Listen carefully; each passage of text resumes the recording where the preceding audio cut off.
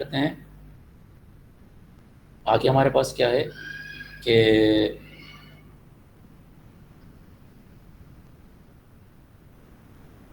1 second, एक बच्चे का मैसेज आया है तो कुछ कह रहे हैं, 2 मिनट रुकिएगा जरा मैं इसको चेक करूँ क्या मसला हुआ उनके साथ।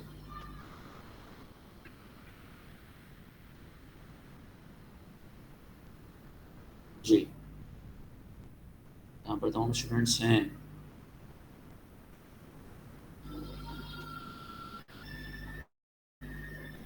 आप सबको स्क्रीन शो हो रही है मेरी? क्योंकि एक स्टूडेंट्स का मैसेज आया मेरे पास आया, वो कह रहे हैं कि स्क्रीन शो नहीं हो रही।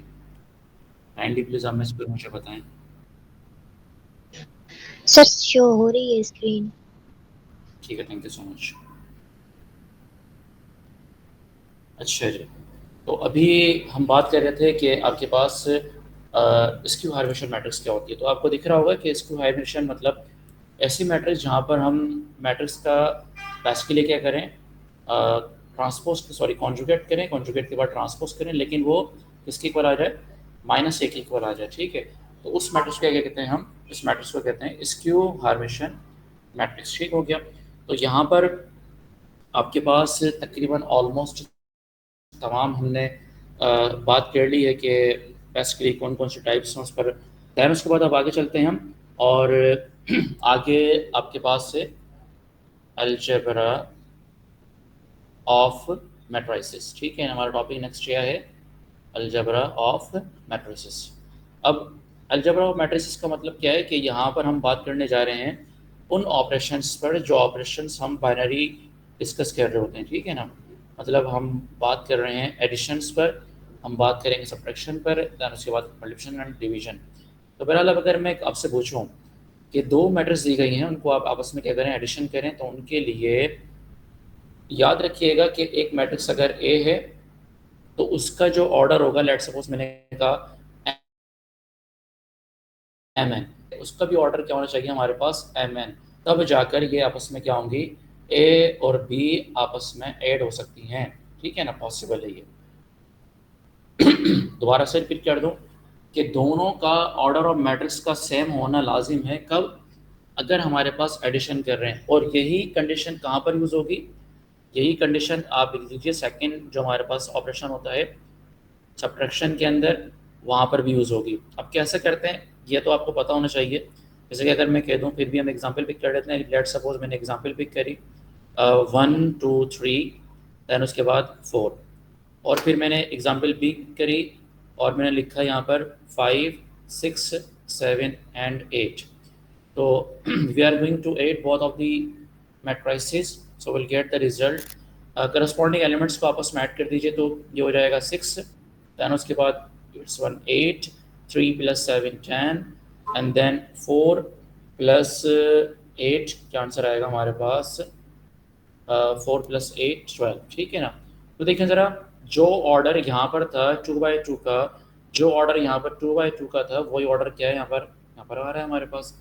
तो इसी तरह से अगर मैं ये कहूँ कि भाई इन दोनों को आपस में सब्ट्रैक्ट करें आप, ठीक है, इन दोनों को आपस में क्या करें आप, सब्ट्रैक्ट करें। सब्ट्रैक्ट का मतलब क्या होता है कि भाई आप इन दोनों को माइनस कर दें, सिंपल। तो अभी अगर मैं यहाँ से पिक करूँ तो क्या हो जाएगा, 1 - 5 -4, 2 - 6, तो ये भी आंसर आएगा हमारे पास -4, देन उसके बाद -4, फिर 3 में से 7 निकालेंगे -4, 4 में से 8 निकालेंगे -4। ठीक है ना, ये आ गया आंसर। अब सवाल मैं आपसे पूछूं, क्या आपकी कम्यूटेटिव प्रॉपर्टी मैट्रिसेस में A + B और B + A बराबर होंगे? यस सर, ठीक है। उसी तरह से A सब्ट्रैक्ट B और B सब्ट्रैक्ट A बराबर होंगे। तो यहाँ पर तो आपके पास ये दोनों आपस में बराबर हो सकते हैं। ठीक है ना, मतलब ए और बी को आपस में प्लस करा और बी और ए को आपस में प्लस करा तो ये हमारे बराबर आ रहे हैं। लेकिन अगर मैं ये कहूँ कि भाई B - A करें आप, ठीक है, B - A करें तो ये सारी वैल्यूज किस में आ जाएंगी, देखें ज़रा। अगर आप 5 में से 1 निकालेंगे तो 4 आएगा, 6 में से 2 निकालेंगे तो मतलब सारी वैल्यूज किस में आ रही हैं, पॉजिटिव आ रही हैं। इसका मतलब ये हुआ कि यहाँ पर कम्यूटेटिव प्रॉपर्टी हमारी अप्लाई नहीं हो सकती। ठीक है ना, इसी तरह से अगर हम थर्ड प्रॉपर्टी में जा रहे हैं, और वो थर्ड प्रॉपर्टी क्या है हमारी, मल्टीप्लिकेशन की है, ठीक है ना, मल्टीप्लिकेशन पर है। तो मैंने ये कहा कि भाई ए को आप मल्टीप्लाई करें बी के साथ, तो ये कब पॉसिबल है, मतलब इसको हम कब मल्टीप्लाई कर सकते हैं। तो आपके पास ये मल्टीप्लाई कब होगा, तो याद रखिएगा, इफ़ आपके पास मैट्रिक्स ए के जो कॉलम है, ठीक है ना, नंबर ऑफ कॉलम है वो, और मैट्रिक्स बी के नंबर ऑफ रोज, अगर ये दोनों क्या है आपस में इक्वल हैं, दोनों आपस में क्या है इक्वल हैं, तो हम क्या करेंगे, इन सबको आपस से मल्टीप्लाई कर सकते हैं, मतलब ये पॉसिबल हो सकता है। जैसे कि अगर मैं कहूँ कि भाई मैट्रिक्स ए एक एग्जांपल दूँ मैं आपको, एक मैट्रिक्स दी गई है, इसका 2/3 का ऑर्डर है, और बी मैट्रिक्स इसका 3/2 का ऑर्डर है, तो ये आपस में ऐड तो नहीं होंगे, सब्ट्रैक्ट भी नहीं होंगे, लेकिन हाँ मल्टीप्लाई हो सकते हैं। कैसे? क्योंकि पहली मैट्रिक्स का कॉलम और सेकंड की क्या रो, तो ये यहाँ पर मल्टीप्लिकेशन इसकी पॉसिबल है। और मैं पूछूँ कि भाई ए और बी को मल्टीप्लाई करने के बाद इसका टोटल ऑर्डर क्या होगा, तो फर्स्ट मैट्रिक्स के रो, सेकंड का कॉलम, ये इसका क्या बन जाएगा, ऑर्डर बन जाएगा, ठीक है ना, मतलब इसका ऑर्डर क्या आएगा, 2/2 का आएगा। अब सवाल पैदा ये होता है कि भाई क्या आपकी स्क्वायर मैट्रिक्स के अलावा अगर हम रेक्टेंगुलर मैट्रिक्स लें तो क्या उनमें ये ऑपरेशंस पॉसिबल हो सकते हैं। मतलब अगर मैंने रेक्टेंगुलर मैट्रिक्स भी कही, उसके ऊपर एडिशन कर रहा हूँ मैं दो मैट्रिक्स की, सब्ट्रैक्शन कर रहा हूँ, मल्टीप्लिकेशन कर रहे हैं, तो यस बिल्कुल पॉसिबल है, ठीक है ना। आप किसी भी दो मैट्रिक्स को अगर वो रेक्टेंगुलर हैं तो इनके दरमियान ये सारे ऑपरेशंस मल्टीप्लाई कर सकते हैं, लेकिन जो कंडीशंस आपको बताइए वो फुलफिल होना चाहिए, ठीक है ना। अब एक चार फोर्थ ऑपरेशन हमारे पास दिया गया है जिसको कहते हैं हम डिवीजन। भाई डिवीजन क्या दो मैट्रिसेस की पॉसिबल है, तो दो मैट्रिसेस की डिवीजन पॉसिबल नहीं है, ठीक है ना। लेकिन एक जुगाड़ होता है वहाँ पर, वो क्या होता है देखो ज़रा, अगर मैं आपसे बोलूँ कि भाई सिस्टम ऑफ इक्वेशन दी गई है इस तरह से करके, ठीक है ना, लेट सपोज मैंने इसको 9 बना दिया, इसको 6 बना दिया, तो इसको क्या करते हैं हम इस तरह कन्वर्ट करते हैं कि यहाँ पर कोई ना कोई वेरिएबल होता है, तो हम इसको पहले मैट्रिक्स ए का नाम देते हैं, जिसको हम कोएफिशिएंट मैट्रिक्स कहते हैं, ठीक है, यहाँ पर एलिमेंट्स आ जाएंगे उसके। देन उसके बाद ये क्या हो जाएगी, अननोन मैट्रिक्स, जिसके अंदर हम वेरिएबल्स को इंक्लूड करते हैं, जिसके मैंने कह दिया भाई एक्स वाई। ये हो जाएगी हमारे पास कांस्टेंट मैट्रिक्स, जिसको क्या कहते हैं हम इस तरह लिखते हैं, ठीक है, मतलब यहाँ पर कोई एलिमेंट आ जाएगा, यहाँ पर कोई एलिमेंट आ जाएगा, तो ये बन जाएगा हमारे पास system of equation A X equals to B. अब हमें फाइंड करना होता है यहाँ से एक्स, अब जाहिर सी बात है, अब एक्स को मल्टीप्लाई सॉरी फाइंड करना है तो हम इसको डिवाइड करेंगे अलजेब्रा यूज़ करते हुए, लेकिन हम कहते हैं कि भाई यहाँ पर दो मैट्रिक्स को आपस में डिवाइड नहीं कर सकते हम, तो फिर हम ये करते हैं कि इसकी पावर अभी क्या है, 1 है, और अब अगर इसको ऊपर ले रहा हूँ तो क्या हो जाएगा, ये -1 हो जाएगा, और फिर मल्टीप्लाई कर देंगे। इसका मतलब ये हुआ कि अगर आपको दो मैट्रिक्स को मल्टीप्लाई सॉरी डिवाइड करवाना है, तो आप डिवाइड ही नहीं करा सकते, बल्कि उसका इन्वर्स लेकर उसको मल्टीप्लाई कर देंगे, ठीक है ना, तो उसका आंसर वही आएगा जो हमारे पास डिवीजन पर आता है। तो यहाँ से हमें ये सबक मिलता है कि भाई अगर दो मैट्रिक्स को आपस में मुझे डिवाइड कराना है तो डिवाइड हम पॉसिबल नहीं करवा सकते, उस पर उसका इन्वर्स लेंगे हम, और फिर इन्वर्स लेकर उसको क्या कर देंगे, मल्टीप्लाई करा देंगे, और ये इन्वर्स कौन सा है, मल्टीप्लिकेटिव इन्वर्स है, ठीक है ना, पहला। अब उस पर बात करेंगे कि भाई किस तरह से आपके पास मल्टीप्लिकेटिव इन्वर्स आता है आगे चल के, तो सिंपली, तो यहाँ तक आई थिंक सो आपको बात समझ में आ गई होगी कि भाई बस के लिए मैं क्या कहना चाह रहा था। अब कुछ प्रॉपर्टीज़ हैं जो कि याद रख लीजिएगा कि ये प्रॉपर्टीज़ जो हैं वो मालूम की जा सकती हैं कहाँ पर, आपके एमसीक्यूज़ के अंदर।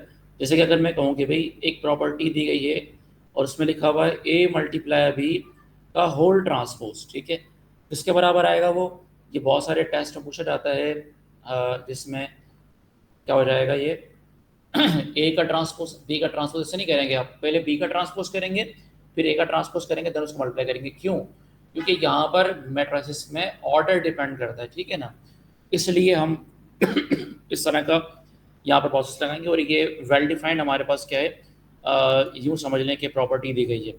दैन उसके बाद नेक्स्ट प्रॉपर्टी पर अगर बात करें हम, तो मैंने कहा कि भाई अगर इस तरह दिया हुआ है ए प्लस बी का होल ट्रांसपोज, ठीक है, अब अगर मैं इसको सॉल्व करूँ तो क्या हो जाएगा, यहाँ पर इसमें बिल्कुल सेम आएगा, मतलब ए का ट्रांसपोज प्लस बी का ट्रांसपोज, सिंपल। और अगर यही कि हम सब्ट्रैक्शन कर दें तो यहाँ पर सब्ट्रैक्शन आ जाएगी, बात सेम ही होगी, ठीक है। दैन उसके बाद प्रॉपर्टी नंबर 3, प्रॉपर्टी नंबर 3 में कहता है कि भाई अगर आपके पास कोई मैट्रिक्स दी गई है और उस मैट्रिक्स के अंदर आप कहते हैं कि भाई लेट सपोज मैंने कहा एक वैल्यू दी गई है के, जो स्केलर वैल्यू है, और उसको मैंने मल्टीप्लाई करा किसी मैट्रिक्स के साथ और फिर मैंने ट्रांसपोज कर दिया, तो बराबर आएगा वो के times K times A transpose K, where K is, as we know that, where K is a scalar value. Scalar value का मतलब कोई भी न्यूमेरिकल वैल्यू, ठीक है ना, मतलब आप इसको कह दीजिए कोई भी एक न्यूमेरिकल वैल्यू। क्लियर हो गई बात। तो ये हमारे पास क्या है, इसकी प्रॉपर्टीज़ हैं आपकी मैट्रिसेस में, कि हम ट्रांसपोज जब कर रहे होते हैं तो अगर लेट सपोज इसमें सी भी आ जाए तो A multiply B multiply by C, और फिर उसका होल ट्रांसपोज तो क्या हो जाएगा, C transpose multiply by B transpose multiply by A transpose. लेकिन एडिशन में हम सीक्वेंस वाइज जैसे चल रहे हैं वैसे चलेंगे, ठीक है ना, और सब्ट्रैक्शन में भी जो यहाँ पर फॉलो हो रहा है वही फॉलो होगा। अच्छा, थर्ड में क्या लिखा हुआ है, स्केलर मल्टीपल। तो स्केलर मल्टीपल में हम पहले अगर स्केलर को मल्टीप्लाई करें देन ट्रांसपोज करें, या फिर ट्रांसपोज लेकर स्केलर को मल्टीप्लाई करें, दोनों की बातें हमारे पास क्या है, सेम है यहाँ पर, ठीक है ना।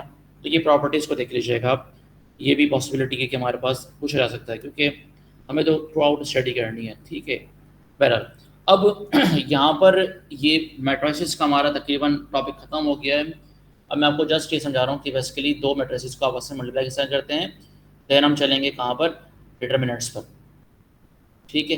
ये बहुत मतलब आप सबको आता होगा, लेकिन फिर भी हमारे कोर्स का हिस्सा तो फिर हम स्टडी कर लेते हैं।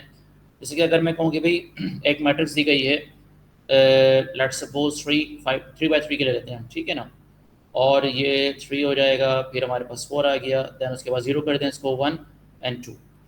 उसके बाद मैट्रिक्स बी पिक कर ली मैंने, और मैट्रिक्स बी में मैट्रिक्स बी में 1 2 1 5 1 3, दैन उसके बाद 4 2 और ये 5। अब सवाल पैदा होता है कि इसको आप मल्टीप्लाई कर रहे हैं, ए मल्टीप्लाई बाय बी करें आप।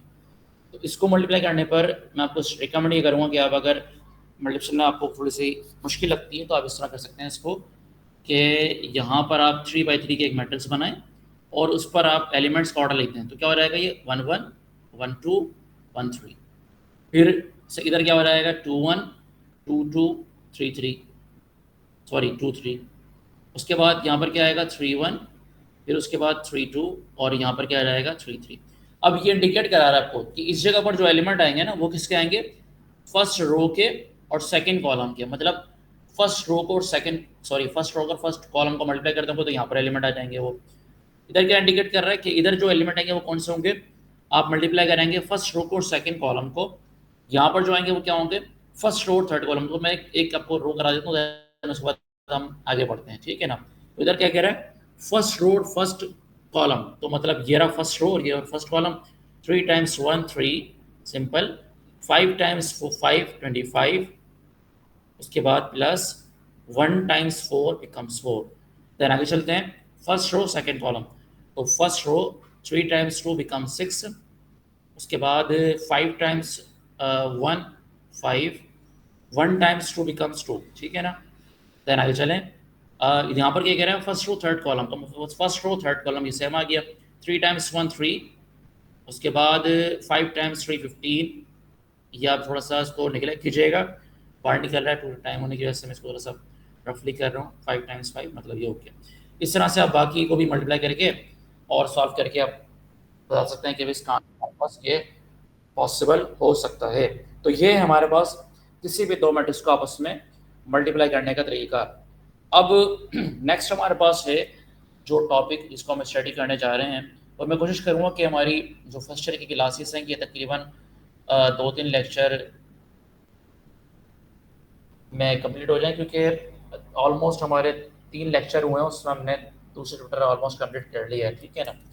बाकी मैं कोशिश करूँगा कि तकरीबन तीन लेक्चर मैक्सिमम और कराऊँ ताकि फर्स्ट ईयर ख़त्म हो के या फिर ज़्यादा से ज़्यादा 4 लेक्चर।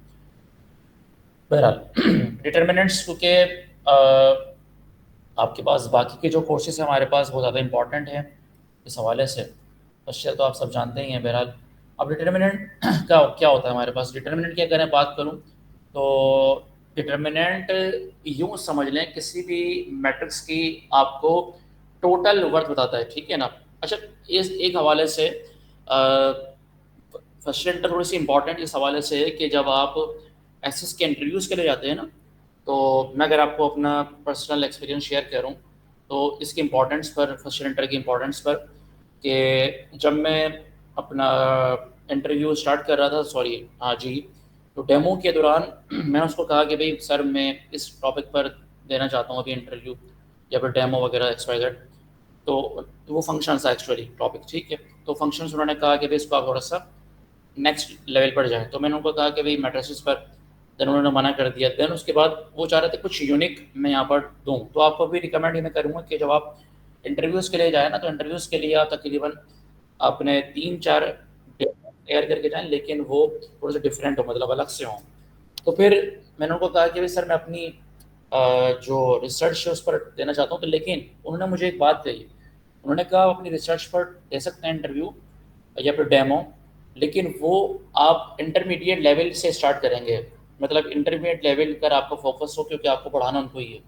तो ये एक मतलब प्लस पॉइंट है इंटरमीडिएट का, कि आपको इंटरमीडिएट पर कमांड होना लाजिम है, क्योंकि वो फिर आपको पता है कि 40% जो होते हैं तकरीबन वो इंटरमीडिएट से सवाल आते हैं इसमें एसएस के इंटरव्यू में, क्योंकि एसएस के टेस्ट में और लेक्चरशिप के टेस्ट में ज़मीन आसमान का फ़र्क होता है, याद रखिएगा, ठीक है ना। बहरहाल इसमें लेक्चरशिप में तकरीबन आपको बीएस लेवल के जितने भी कोर्सेज हैं उनको डिस्कस करना होता है। फर्स्ट ईयर इंटर में आपको 40% फर्स्ट ईयर इंटर को देखना लाजिम है। अब कह रहा है कि भाई what is the definition of determinant. Determinant आप कह दीजिए कि whole weightage of the matrices is set to be determinant, मतलब किसी मैट्रिक्स का अगर मैं वेटेज कैलकुलेट कर रहा हूँ या फिर मोड कैलकुलेट कर रहा हूँ, तो उसको बोलते हैं हम कि भाई ये क्या है, इसका डिटरमिनेंट है। जैसे कि अगर मैं कहूँ कि भाई एक कॉम्प्लेक्स नंबर दिया हुआ है, इसका अगर मैं पूछूँ आपसे मॉडुलस क्या होगा, तो आप बोलेंगे सर एक नंबर होगा। इसी तरह से अगर मैट्रिसेस का पूछोगे मॉडुलस क्या होगा, तो उसको बोलते हैं हम डिटरमिनेंट। मतलब डिटरमिनेंट को सॉल्व करने के बाद मालूम ये हुआ कि आंसर क्या आता है, हमारे पास कोई ना कोई न्यूमेरिकल वैल्यू आती है, ठीक है। तो अभी आपके पास ये कहता है कि भाई एक मैट्रिक्स दी गई है। अच्छा, डिटरमिनेंट के लिए एक खास कंडीशन ये है कि उसका स्क्वायर होना लाजिम है। तो अब यहाँ मालूम हो रही है कि भाई स्क्वायर की कितनी खास इंपॉर्टेंस है मैट्रिसेस के अंदर, कि तकरीबन हम सब जगह पर अमूमन यूज़ कर रहे होते हैं स्क्वायर मैट्रिक्स, ठीक है ना। तो यहाँ पर मैंने कहा कि एक मैट्रिक्स दी गई है, इसको मैंने लिख दिया let's suppose A B C and D. और अब मैं कह रहा हूँ कि भाई इसकी क्या हो जाएगी, 2/2। सवाल पैदा होता है कि क्या इसकी आप डिटरमिनेंट निकाल सकते हैं, यस निकाल सकते हैं। सर कैसे निकालेंगे, तो ये डिटरमिनेंट का मॉडुलस का साइन आपको पता है इस तरह का होता है, तो पहले इसको आप इसको इस तरह कन्वर्ट कर देंगे, ठीक है ना। बहरहाल कन्वर्ट करने के बाद ये मॉडुलस साइन लगाया आपने दोनों तरफ। अब सॉल्व कर लेंगे इसको, ठीक है ना। कैसे करेंगे, प्राइमरी डायगोनल को मल्टीप्लाई करें आप इसमें तो क्या हो जाएगा, बी टाइम्स ए, सब्ट्रैक्ट कर दें आप, क्या हो जाएगा बी टाइम्स सी। तो मतलब ये आपने क्या कर दिया इसको, फिर प्राइमरी डायगोनल को मल्टीप्लाई करा, सब्ट्रैक्ट कर दिया सेकेंड डायगोनल से। अगरचे आपको ये कहा जा रहा है कि एक मैट्रिक्स दी गई है आपको बी, और वो मैट्रिक्स हमारे पास क्या है इन केस इस तरह लिख लें आप, A B C D E F और जी एच आई। अब कहता है कि भाई इसका आप क्या करें, डिटरमिनेंट निकालना। तो मैं इसको डिटरमिनेंट में कन्वर्ट नहीं कर रहा, बस डायरेक्ट कर रहा हूँ उसको सॉल्व में। अब करेंगे क्या हम, तो यहाँ पर आपके पास बेसिकली टोटल 9 पॉसिबिलिटीज़ हैं कि आप कहाँ से स्टार्ट कर रहे हैं, ठीक है ना। सॉरी 6।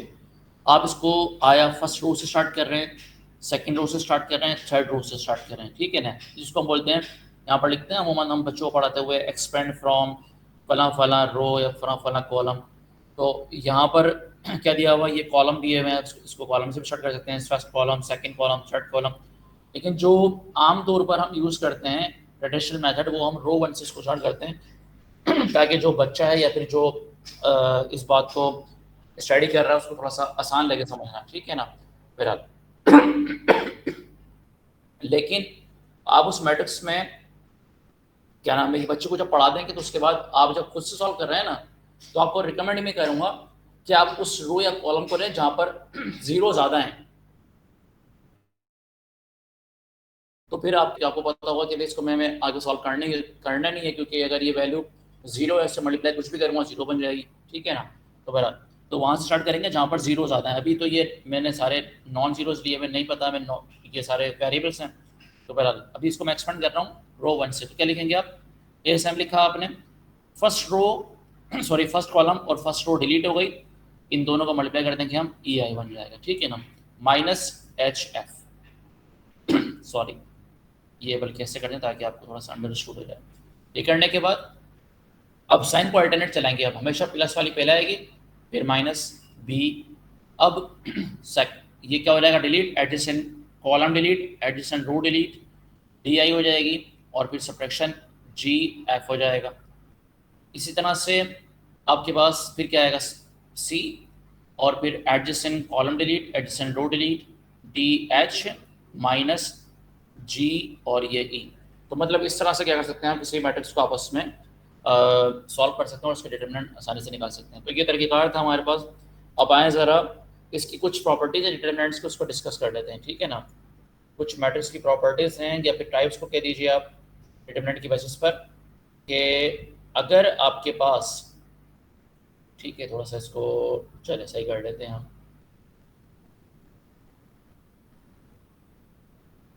जी डिटर्मिनेंट, अच्छा जी। तो आपके पास कह रहा है कि भाई ऐसी मैट्रिक्स जिसको मैंने कहा ए, और उसका डिटरमिनेंट अगर हमारे पास जीरो आ रहा है, तो उसको आप पढ़ते हैं कि क्या होती है सर, ये सिंगुलर मैट्रिक्स, ठीक है ना। ऐसी मैट्रिक्स जिसका आंसर हमारे पास क्या आ जाए, जीरो के इक्वल आ जाए, मतलब नल मैट्रिक्स आ जाए, जीरो के इक्वल नहीं, नल मैट्रिक्स आ जाए या फिर एम्प्टी मैट्रिक्स आ जाए, या जीरो मैट्रिक्स आ जाए, उसको बोलते हैं हम क्या, सिंगुलर मैट्रिक्स। ऐसी मैट्रिक्स जिसका सर आंसर हमारे पास जीरो के इक्वल नहीं आ रहा, इसको बोलते हैं हम नॉन सिंगुलर मैट्रिक्स, ठीक है ना, नॉन सिंगुलर मैट्रिक्स। दोबारा से रिपीट कर रहा हूँ सर, ऐसी मैट्रिक्स जिसका आंसर हमारे पास क्या आ जाए,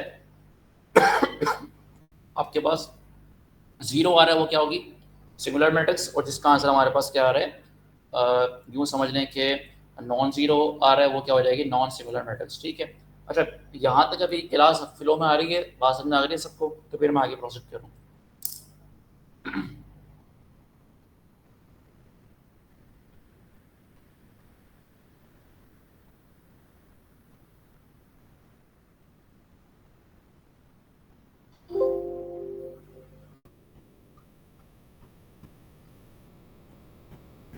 जी, आप सबको मेरी आवाज़ आ रही है?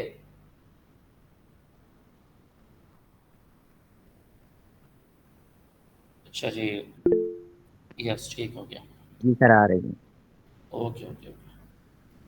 अच्छा, अभी आपको लग रहा होगा कि हम ये क्या पढ़ रहे हैं, जो बच्चों को पढ़ाते हैं वही हम पढ़ रहे हैं। तो जब हम तैयारी कर रहे थे तो हमें भी ऐसा लग रहा था ये, ठीक, लेकिन लाजमी सी बात है यार, पढ़ना पड़ेगा, कोर्स का हिस्सा है।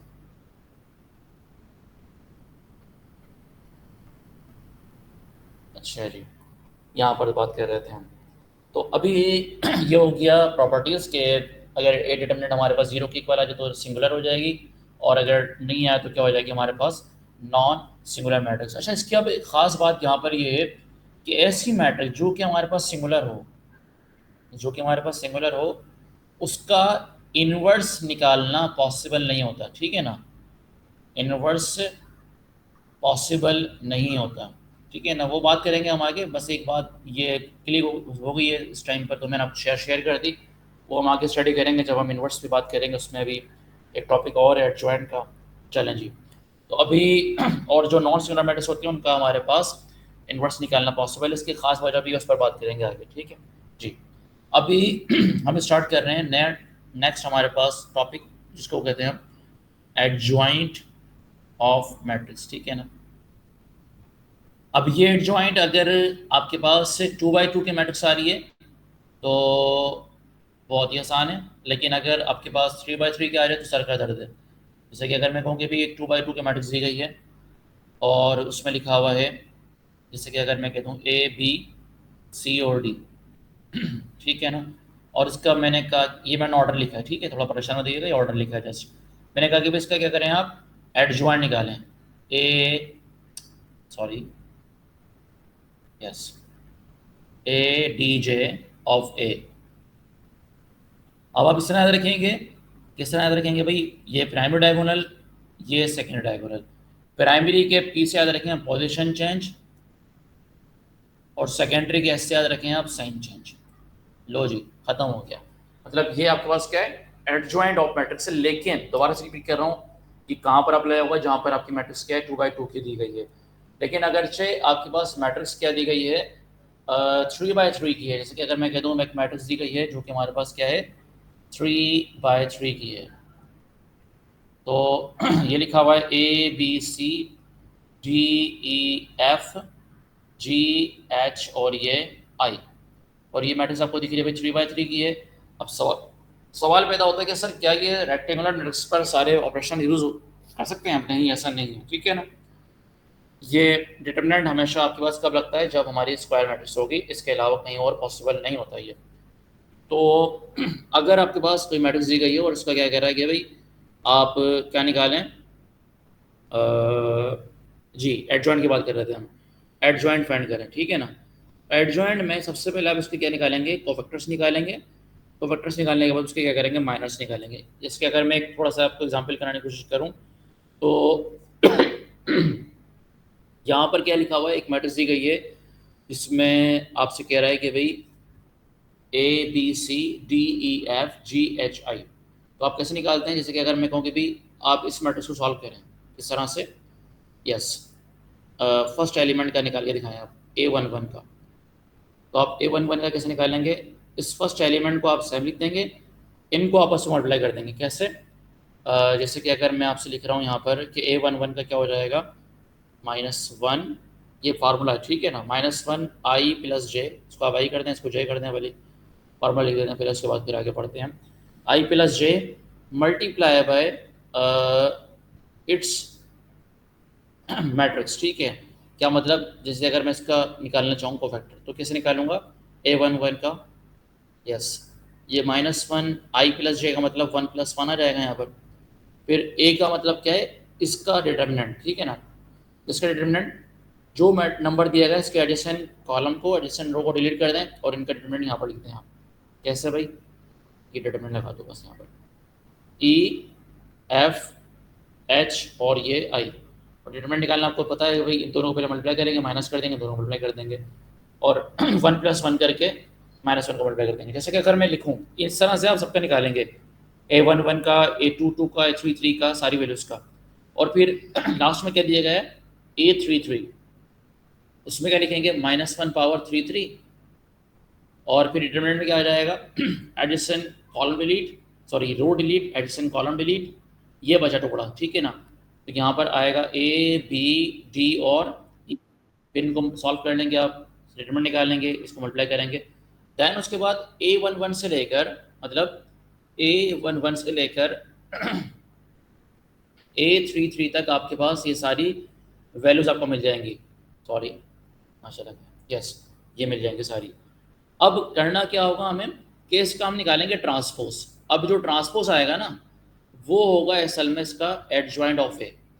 मतलब समझ आई आपको बात, कि हमने पूरा सॉल्व कर लिया, देन उसका निकालेंगे ट्रांसपोज निकालेंगे, तो वो किसके बराबर आएगा, एडजॉइंट के। तो ये सारा काम होगा, लेकिन ये काम जाहिर सी बात है एमसीक्यू में तो नहीं आता, तो इसलिए जस्ट हमने थोड़ा सा इसको रफली स्टडी कर लिया है कि अगर आपके पास कोई मैट्रिक्स आती है तो उसको इस तरह से हम सॉल्व करते हैं बाय यूजिंग एडजॉइंट मेथड। इसके अलावा और भी मेथड्स हमारे पास हैं, तो ये मैंने आपको बढ़ाया जस्ट अभी एडजॉइंट मेथड। जैसे कि अगर मैं कहूँ कि भी इसमें आगे का टॉपिक क्या था हमारे पास, इनवर्स ऑफ मैट्रिक्स, ठीक है ना, और इनवर्स कौन सा वाला, मल्टीप्लिकेटिव, ठीक है ना, मतलब मल्टीप्लिकेशन की बात कर रहे हैं हम। तो मैंने कहा कि भाई एक मैट्रिक्स दी गई है A, और उसके अगर मैं इनवर्स से मल्टीप्लाई कर दूँ तो क्या किसके बराबर आएगा, वो आइडेंटिटी की है। और अभी हमने बात करी इनवर्स का फॉर्मूला क्या होता है, adjoint of A divide by determinant of A, ठीक है ना। अब पैदा हुआ सवाल ये हो रहा है कि भाई यहाँ पर I क्यों आ रहा है। जैसे कि अगर मैं कहूँ कि भाई 2 का मल्टीप्लिकेटिव इनवर्स क्या हो, तो क्या बोलेंगे 1/2, क्या आंसर आएगा 1। 1 is the identity of multiplication. इसी तरह से मैट्रिसेस में आइडेंटिटी क्या होती है हमारे पास, ये क्या है, आइडेंटिटी है, ठीक है ना। तो अगर ये आइडेंटिटी मैट्रिक्स में, तो जाहिर सी बात इन दोनों मल्टीप्लाई करने पर क्या आएगा, आइडेंटिटी आएगी, क्योंकि A⁻⁻1 का मतलब क्या है, A इनवर्स, ठीक है ना। बहरहाल तो मैंने आपसे अभी आपसे डिस्कस किया था कि इस डिटरमिनेंट को निकालने के लिए मैट्रिक्स का नॉन सिंगुलर होना लाजिमी है। अब मेरी बात समझिए आपको, क्यों मैं ऐसा कह रहा था, कि अगर ये वैल्यू 0 हो जाए तो आप भले ही एडजॉइंट कुछ भी निकाल लें, जब 0 से डिवाइड करेंगे तो क्या हो जाएगा ये, मतलब अगर मैं कह दूं कि भाई हमारी एक मैट्रिक्स दी गई है, जैसे कि मैंने कहा B, और हमें उसका इन्वर्स निकालना हो, क्या हो जाएगा, adjoint of B divide by determinant of B. और ये डिटर्मिनेंट ऑफ बी सपोज करने थोड़ी देर के लिए कि इसके इक्वल है माइनस, सॉरी, जीरो के इक्वल है। तो ये क्या है, ये बेसिकली सिंगुलर है। और जब आप इसको डिवाइड करेंगे तो क्या होगा, ये अनडिफाइंड हो जाएगा, क्योंकि आपको पता है कि भाई अगर जीरो हमारे पास डिनोमीटर में आ जाए तो हमारा जो वैल्यू है वो क्या होती है, इन्फिनिटी की तरफ जाती है, मतलब अनडिफाइंड होती है। तो आप बोलेंगे सर इसका जो इनवर्स है ये पॉसिबल नहीं है, तो क्या लिखेंगे आप, नॉट पॉसिबल। ठीक हो गया। तो ये हमारे पास कंडीशन थी इसकी कि अगर आपकी मैट्रिक्स दी गई है उसका इन्वर्स निकाल लें तो उसके डिटर्मिनेंट का यूँ समझ लें कि नॉन सिंगुलर होना लाजमी है। ठीक है। अच्छा जी, अब इसमें एक प्रॉपर्टी और है। वह प्रॉपर्टी क्या है कि अगर आपके पास, जैसे कि अगर मैं कह दूँ भाई एक मैट्रिक्स को मैंने ट्रांसपोज किया, उसका मैंने डिटरमिनेंट निकाला, तो अब किसके इक्वल आएगा, इसके इक्वल आएगा। डिटरमिनेंट की प्रॉपर्टी में एक प्रॉपर्टी है, ठीक है। मैं दोबारा से रिपीट कर रहा हूँ कि अगर कोई मैट्रिक्स दी गई है और उस मैट्रिक्स के अंदर आप उसका ट्रांसपोज करें, देन उसका डिटरमिनेंट निकालें, तो होल वेटेज तो जाहिर सी बात है सेम ही होगा ना, क्योंकि मैंने आपको बताया कि भाई डिटरमिनेंट क्या होगा, sir determinant is the whole weightage of the matrix. ठीक है। तो ये एक में से प्रॉपर्टी है जिसको आप ज़रा याद कर लीजिएगा कि पॉसिबिलिटी है कि हमारे पास आ सकती है ये। जी, तो यहाँ तक हमने बात डिस्कस कर ली है। अब हम आगे चलते हैं और आगे देखते हैं कि भाई आपके पास और कौन कौन सी हमारे पास प्रॉपर्टीज़ हैं जिसको हम डिटरमाइन कर सकते हैं यहाँ पर। अच्छा जी, यहाँ तक अगर मुझे बताएं कोई सवाल हो तो फिर उसको हम पहले चेक कर लेते हैं, देन उसके बाद आगे चलते हैं।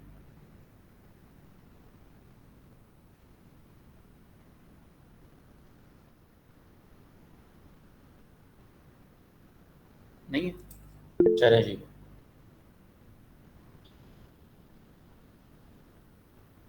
अच्छा अच्छा, यहाँ पर एक प्रॉपर्टी और है हमारे पास जिसको हम डिस्कस करने की कोशिश करते हैं कि अगर आपके पास कोई एक सही सवाल आता है, मतलब ऐसे मैंने सवाल काफ़ी जगह देखे हैं आपके पास टेस्ट में, कि डिटरमिनेंट की प्रॉपर्टी है वो ख़ास तौर पर, ठीक है ना, कि हम टॉपिक अभी डिटरमिनेंट का पढ़ रहे हैं। तो यहाँ पर अगर लेट सपोज कोई मैट्रिक्स दी गई है और कहता है कि भाई इसको आप देखा होगा आपने कि वहाँ पर लिखा होता है विदाउट एक्सपेंड करके बताएं, विदाउट एक्सपेंड करके बताएं कि आपके पास ये जो मैट्रिक्स है, मैट्रिक्स जो है इसका डिटरमिनेंट क्या आएगा, हमारे पास जीरो के इक्वल आएगा। ठीक है ना। मतलब मैं सिंपली ये कहना चाह रहा हूँ कि आपके पास वो कौन कौन सी प्रॉपर्टीज़ हैं जहाँ पर आपके पास किसी मैट्रिक्स का, मतलब जो भी मैट्रिक्स दी गई है उसको आप बगैर एक्सपेंड करे, मतलब बगैर एक्सपेंड करे मतलब क्या है कि भाई अब उसको जो फर्स्ट रो है उसको पहले सॉल्व करते हैं, उसके बाद सेकंड रो वगैरह वगैरह। तो कौन कौन सी प्रॉपर्टीज पर हम कह सकते हैं कि भाई यहाँ पर उसको बगैर एक्सपेंड करे इसका आंसर जीरो के इक्वल आ रहा है, तो उस पर बात करते हैं, ठीक है ना।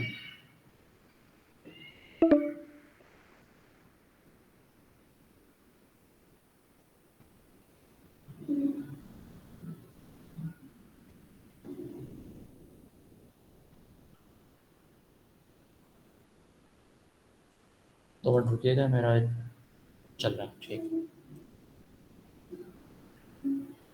अच्छा जी, पहली प्रॉपर्टी हमारे पास क्या है कि अगर किसी मैट्रिक्स की आपके पास, जैसे कि अगर मैं कह दूँ लेट सपोज एक मैट्रिक्स दी गई है, इसमें लिखा हुआ है ए बी, फिर यहाँ पर सी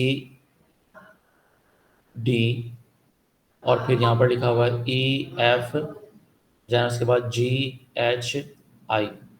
अब इस मैट्रिक्स को हम बगैर एक्सपेंड करे नहीं बता सकते कि भाई इसका डिटरमिनेंट हमारे पास ये होगा या फिर इसका डिटरमिनेंट जीरो के इक्वल हो सकता है। अब हम कैसे कहेंगे, तो यहाँ पर आप ये बल्कि ना लिखें, यहाँ पर आप इसको ऐसे करेंगे कि प्रॉपर्टी नंबर वन, मतलब ये एक्सपेंड किए बगैर आप डिटरमाइन नहीं कर सकते, ठीक है ना। तो ये नॉट डिटरमिनेंट यहाँ पर लिख दें कि भाई ये हमारे पास डिटरमाइन नहीं हो सकती। लेकिन कौन कौन से डिटरमाइन हो सकती हैं बगैर एक्सपेंड किए, या तो किसी मैट्रिक्स का एक रो पूरी जीरो हो जाए, ठीक है ना, यहाँ पर कुछ भी एलिमेंट लिखे हों, या फिर कोई एक कॉलम जीरो हो जाए, जैसे कि अगर मैं यहाँ पर लिख दूँ, यहाँ पर कुछ भी एलिमेंट दिए हो हमारे, ठीक है ना।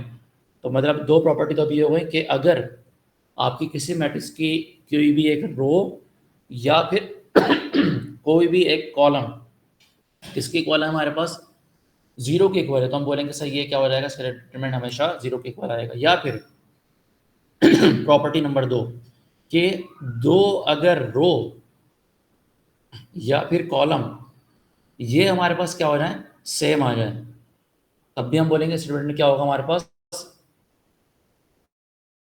जीरो के इक्वल आएगा। इसके बाद अगली प्रॉपर्टी क्या है कि अगर आपके पास किसी मैट्रिक्स का रैंक लेस हो बेटा उसके ऑर्डर के, तब भी हमारे पास यही होगा। मतलब क्या कि अगर आपकी कोई मैट्रिक्स दी गई है उसका रैंक क्या हो, रैंक समझते हैं आप, इक्लॉन फॉर्म जब बनाते हैं आपने पढ़ा होगा, ये इक्लॉन फॉर्म बना के आप उसके देखते हैं नॉन जीरोज वैल्यूज कितनी है, सॉरी नॉन जीरो रो कितनी है या फिर कॉलम कितने हैं, उसको बोलते हैं उसका रैंक। जैसे अगर मैं 3/3 की कोई मैट्रिक्स पिक करूँ, उस पर मैंने इक्लॉन फॉर्म लगाई, इक्लॉन फॉर्म लगाने के बाद चेक करूँगा कि भाई आया इसमें नंबर ऑफ रो जो है वो कितनी नॉन जीरोज हैं, तो वो जितनी भी नॉन जीरो होंगे उसको बोलेंगे इसका रो। तो यहाँ पर आपके पास उसकी मैट्रिक्स का रैंक और उसका ऑर्डर, ऑर्डर मतलब ऑर्डर ऑफ मैट्रिक्स 3/3 वगैरह वगैरह। तो ये अगर प्रॉपर्टी आ रही है तो मतलब हम बोलेंगे इसका डिटरमिनेंट क्या होगा, जीरो के इक्वल आएगा, ठीक है ना।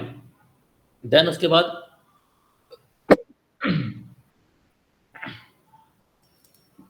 एक प्रॉपर्टी और है हमारे पास कि अगर उसकी आइगन वैल्यू क्या हो, जीरो हो, तब भी डिटरमिनेंट क्या होगा हमारे पास, जीरो आएगा। ये तो बहरहाल एक्सपेंड करके मालूम पड़ेगी हमें, ठीक है ना। लेकिन ये कंडीशन दे सकती है आपको, ये वाली कंडीशन दे सकता है, या फिर ये भी कंडीशन दे सकता है कि यहाँ पर इसकी आइगन वैल्यू हमारे पास क्या है, जीरो। ये सारी बातें आपको डिस्कस याद करनी पड़ेंगी। आइगन वैल्यूज हमारे पास आगे अलजबरा के अंदर हम स्टडी करेंगे जब अलजबरा 1 पढ़ेंगे। तो ये हमारे पास क्या है, डिटरमिनेंट की कुछ प्रॉपर्टीज़ हैं कि अगर एक रो या फिर एक कॉलम जीरो हो जाए कम से कम, अगर दो होंगी तो साइड से बात है, अंडरस्टूड से बात है, वो जीरो हो जाएगा। या फिर दो रोज अगर दो कॉलम बराबर हो तब भी डिटरमिनेंट जीरो आएगा। अगर रैंक क्या हो, लेस देन हो किसके ऑर्डर के, तब भी जीरो आएगा। या फिर अगर एक आइगन वैल्यू उसके अंदर जीरो हो रही है तब डिटरमिनेंट क्या होगा हमारे पास, जीरो के इक्वल आएगा। तो यहाँ पर ये बिस्मिल्लाह जी,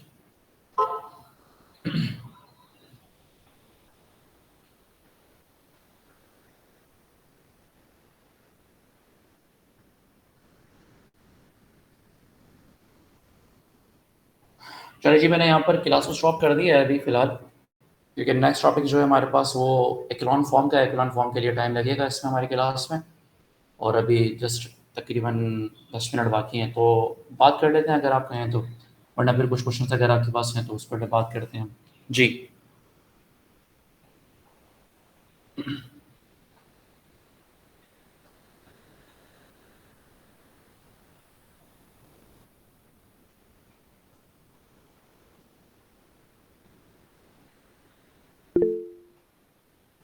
ऑल के लिए ठीक है जी, थैंक यू सो मच।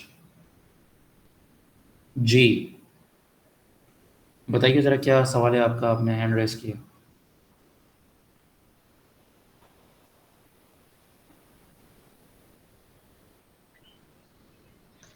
अस्सलाम सर। वालेकुम सलाम। सर ये हर्मिशियन जो मैट्रिक्स है, जो ए कॉन्जुगेट ऑफ ट्रांसपोज हम लेते हैं तो ये एक इक्वल आता है, राइट। तो हमारे जो फर्स्ट ईयर का जो बुक है उसमें एक पॉइंट दी गई है कि A conjugate of transpose equal to A transpose of conjugate. अगर इस तरह का एमसीक्यू आ जाता है तो हम उसे हर्मिशियन मैट्रिक्स कह सकते हैं। 2 मिनट 1 सेकंड में जाता हूँ उस जगह पर, फिर आप मुझे लिखवाएं ताकि फिर मैं आपको ये क्लियर करूँ। 1 सेकंड विंडो पे जाते हैं। जी, अपना क्वेश्चन रिपीट कीजिएगा, मैंने आपको जो बताया था वो ये था। 1 सेकंड, बिस्मिल्लाह। हाँ हाँ, यहाँ पर बात करते हैं, ठीक है ना। जी, आपने बोला था कि A conjugate of transpose is equal to A, ठीक यस, है, ये आपने बोला हर्मिशियन मैट्रिक्स है। तो अगर ए कॉन्जुगेट एक ट्रांसपोज ऑफ कॉन्जुगेट हो, ए ट्रांसपोज ऑफ कॉन्जुगेट, चीज़ है, मतलब आपके पास पहले आप ट्रांसपोज करें। उसके बाद कॉन्जुगेट करें। हाँ जी, तो अच्छा, वो मतलब एक आप ये कहना चाह रहे हैं कि अगर आपकी कोई मैट्रिक्स दी गई है, कोई भी मैट्रिक्स, उसका पहले आप क्या कर रहे हैं? ट्रांसपोज कर रहे हैं। ट्रांसपोज कर रहे हैं, उसके बाद क्या निकाल रहे हैं उसका? कॉन्जुगेट दे, ठीक है, ये इक्वल आ जाएंगे। अच्छा, वो आप कह रहे हैं कि इक्वल ही है। इसके इक्वल आएगा, ठीक है, ये पॉइंट है। तो मैं ये कह रही हूँ अगर हमारा एमसीक्यूज आ जाता है इस तरह मतलब का इस तरह से कि कहना चाह रहे हैं आप? हाँ, जी बिल्कुल, ये आ रहा है तो ये हमारा हर्मिशियन मैट्रिक्स होगा। तो लाज़मी सी बात है इसमें, मतलब अंडरस्टूड सी बात है कि दोनों चीज़ें हमारे पास बराबर ही आएँगी। बराबर। आप चाहे पहले जी कॉन्जुगेट करें या फिर ट्रांसपोज़ करें, आंसर तो हमारे पास सेम ही आएगा, क्योंकि वैल्यूज़ ट्रांसपोज़ होके भी वहीं पे जाएँगे और कॉन्जुगेट होके भी वहाँ पे जाएँगे। तो ये बात सेम सही है आपकी, बिल्कुल 100% चलिए करेक्ट ठीक है। है, थैंक जैसे कि अगर थैंक मैं यू थैंक यहाँ पर लिखूँ कोई मैट्रिक्स, ठीक है? मैंने यहाँ पर लिखा आयोटा, यहाँ पर लिखा मैंने 2 आयोटा, यहाँ पर लिख दिया मैंने 3 आयोटा, यहाँ पर लिख दिया मैंने, अभी मैं हर्मिशियन मैट्रिक्स नहीं लिख रहा, जस्ट मैं बात कर रहा हूँ आपसे। अब इसका ट्रांसपोज़ करें आप, तो ट्रांसपोज़ में क्या होगा? ये आ जाएगा, ठीक जी है? और फिर इसका आप कॉन्जुगेट निकालें, तो कॉन्जुगेट में तो इनके साइन ही चेंज होंगे ना बस। अब चाहे साइन कहीं पर ही पड़े हों, साइन पहले चेंज करें या बाद में चेंज करें, उससे फ़र्क नहीं पड़ता। Alright sir, thank you so much. Thank you. तो यहाँ पर अगर किसी का क्वेश्चन है तो आप कह सकते हैं, वरना फिर हम नेक्स्ट क्लास में मोस्ट इंपॉर्टेंट टॉपिक आपके इस मैट्रिसेस का डिस्कस करेंगे, जो कि इक्लोन फॉर्म और रिड्यूस इक्लोन फॉर्म है। आई थिंक सो सबकी क्लियर है मेरे ख्याल से। चलें जी, अपना ख्याल रखिएगा। अल्लाह हाफिज़।